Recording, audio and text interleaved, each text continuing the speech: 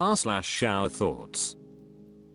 Beatles 1991 says, your collection will just end up being a burden to whoever has to deal with your stuff after you die. Even if it's valuable, you just gave a loved one a part-time job as an eBay reseller. Uniquusaname 82nd says, IDK, my grandma had a collection of a few hundred bells, like the size rich people would ring for servants, when she died, and we each got to pick out a few. I have them around my house. Path Vader 4 says, that's pretty cool, until you hear it at 3 AM and nobody else is home. 20 million P says, it's just Nana coming for a visit, all good. Lifer says, that's sis, I'm starting a collection of so much crap, someone is going to hate me for the rest of their lives. Waskainja says, definitely hide some weird shit in the back of closets and drawers too. Neutrino 1911 says, make sure it's a valuable crap. Otherwise it goes straight to the trash. Torkic Toucher says, if they mess with my Pokemon cards, I'll haunt them. Lacord says, they would have to be stupid not to be excited about a collection like that. Letterfant says, in Sweden people do stning, which means death cleaning. Once you feel age catching up to you, each visitor leaves your house with something. Tamman Chase says, the belongings of a departed loved one can be a lot of work to go through, but it can also be a joy. I'm pretty sure my kids are going to be excited to inherit my video game and art book collections, even if those consoles are tough to get a hold of when I croak. Sweet Pitatorial _ says, I'm in the process of doing this. I promise it is far from a joy. I think inheriting sentimental items can be nice, but having to empty out a house is the most miserable and heartbreaking process I've ever witnessed. Transnavigation says, I swear half the posts in r/declator are heartbreaking or horror stories specifically about this.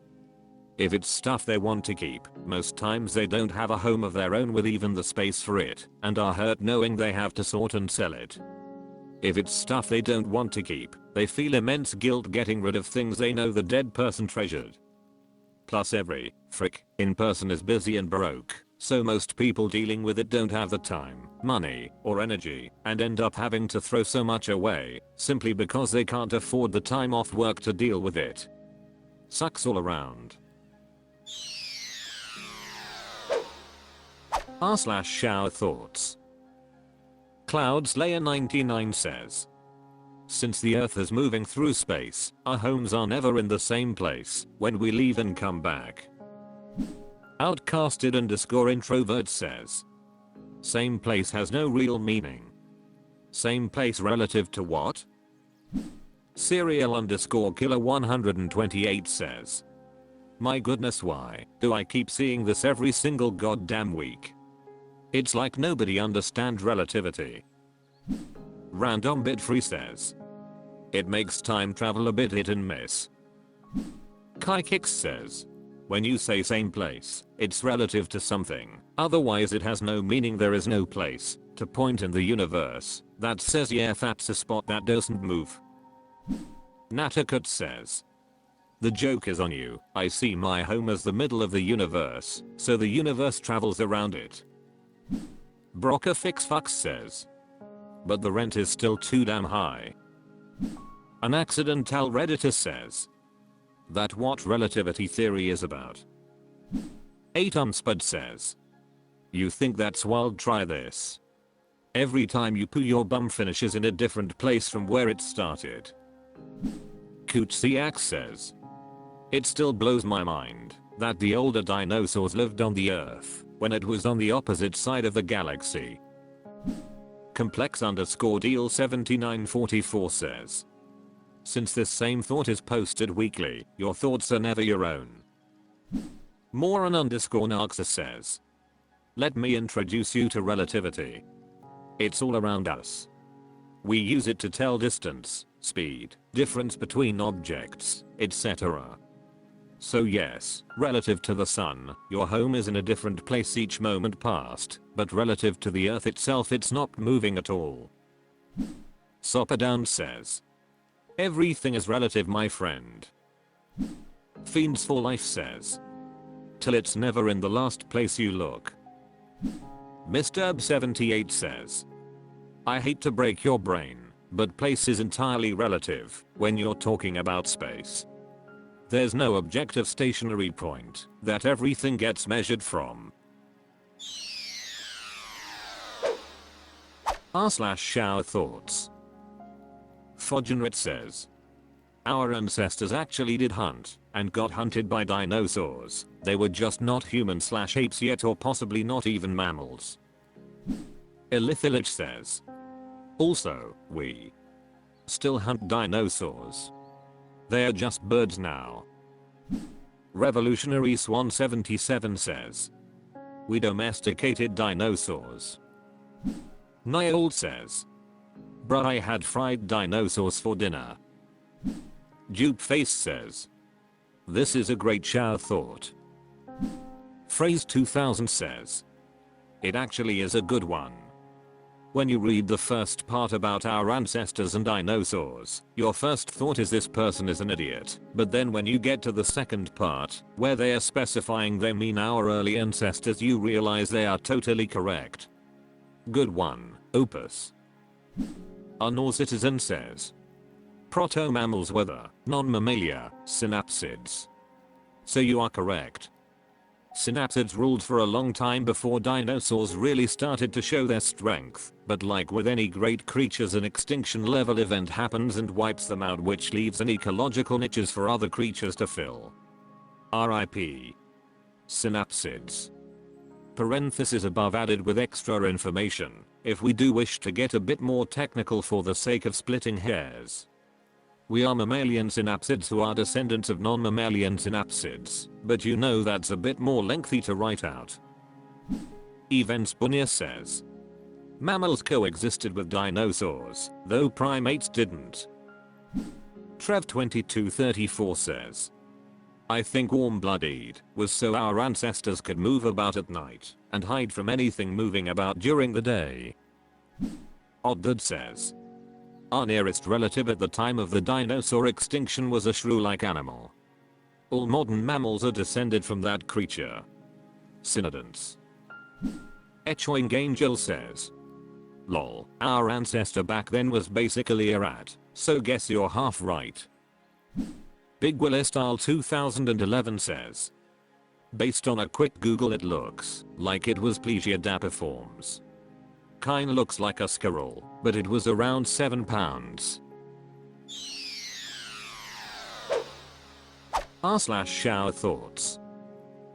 Rafirado says, the potentially best Formula 1 pilot might be so poor that they never even get the chance to drive a car. This applies to any sport that requires a big money investment like golf, tennis, etc. Necrovalp says, this doesn't just apply to sport, it applies to basically everything in life. Hikador says, 100%. There's so much power behind generational wealth. You can work your ass off, but the people that benefit the most and will get to enjoy it are you kids, if you have them. What's even crazier is a family can steamroll for a few generations and it just takes one to end it and put the next few generations back in a hole they'll have to dig themselves out of. Jax says, I am, somehow, less interested in the weight and convolutions of Einstein's brain than in the near certainty that people of equal talent have lived and died in cotton fields and sweet shops. Stephen J. Gold. Multigrain_Panther says, similar yet different, there are children playing in the street who could solve some of my top problems in physics because they have modes of sensory perception that are lost long ago.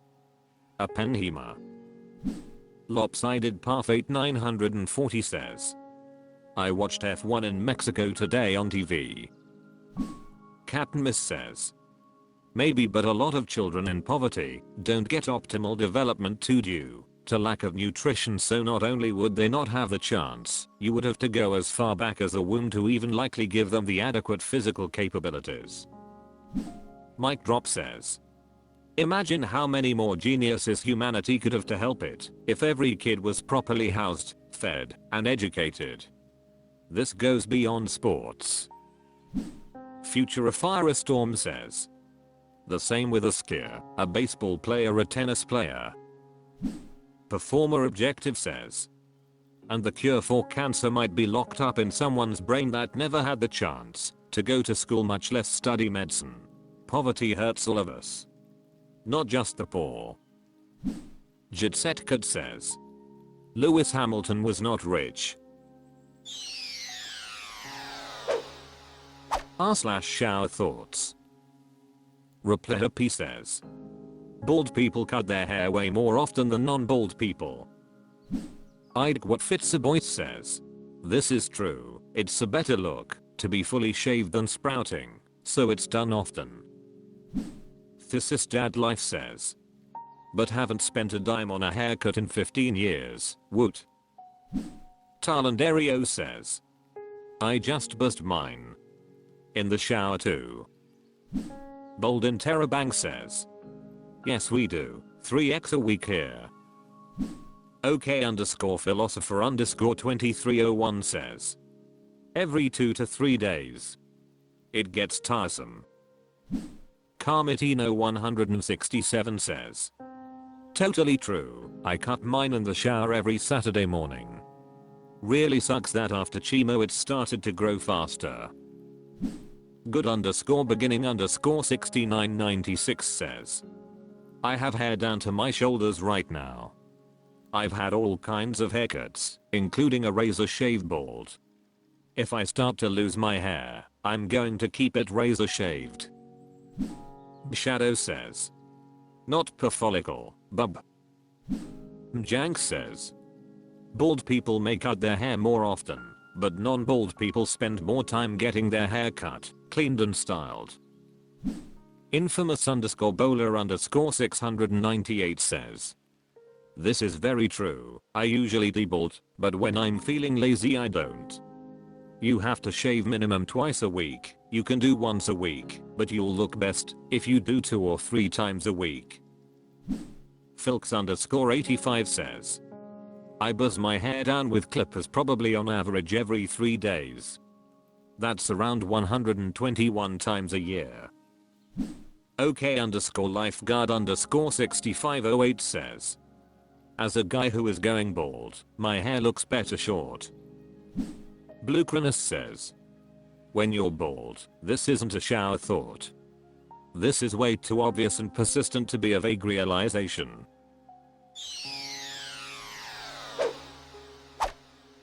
That's all for this video, thank you for watching, please subscribe.